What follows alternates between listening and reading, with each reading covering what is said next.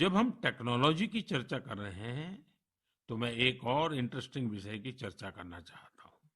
आपने हाल फिलहाल में पढ़ा होगा, देखा होगा कि आईआईटी मद्रास के एलुमनी द्वारा स्थापित एक स्टार्टअप ने एक 3D प्रिंटेड हाउस बनाया है। 3D प्रिंटिंग करके घर का निर्माण, आखिर ये हुआ कैसे?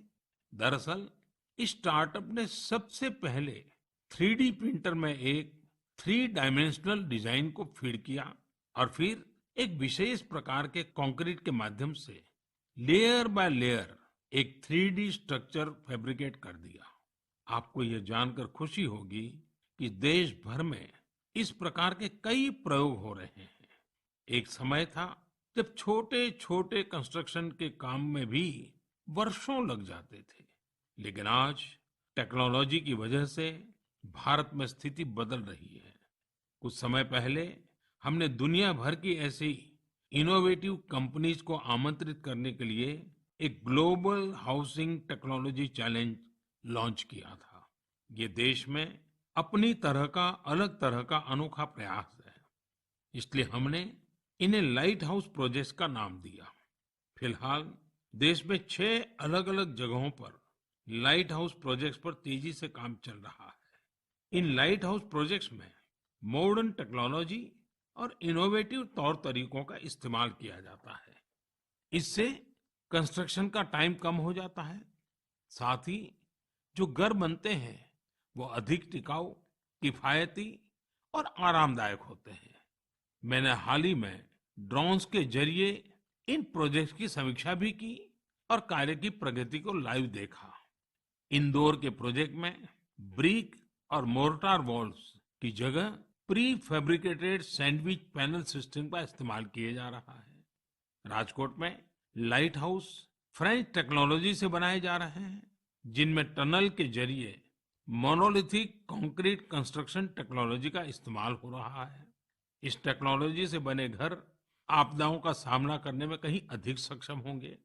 चेन्नई में अमेरिका और फिनलैंड की technologies precast concrete system का उपयोग किया जा रहा है। इससे मकान जल्दी भी बनेंगे और लागत भी कम आएगी। रांची में जर्मनी के 3D कंस्ट्रक्शन सिस्टम का प्रयोग करके घर बनाए जाएंगे। इसमें हर कमरे को अलग से बनाया जाएगा, फिर पूरे स्ट्रक्चर को उसी तरह जोड़ा जाएगा जैसे ब्लॉक टॉयज को जोड़ा जाता है। अगरतला में न्यूजीलैंड की टेक्नोलॉजी का उपयोग कर स्टील फ्रेम के साथ मकान बनाए जा रहे हैं जो बड़े भूकंप को झेल सकते हैं। वहीं लखनऊ में कनाडा की टेक्नोलॉजी का इस्तेमाल किया जा रहा है।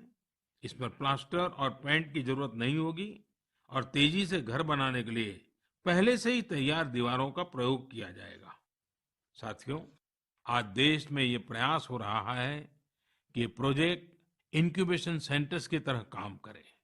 इससे हमारे प्लानर्स, आर्किटेक्ट्स, इंजीनियर्स और स्टूडेंट्स नई टेक्नोलॉजी को जान सकेंगे और उसका एक्सपेरिमेंट भी कर पाएंगे।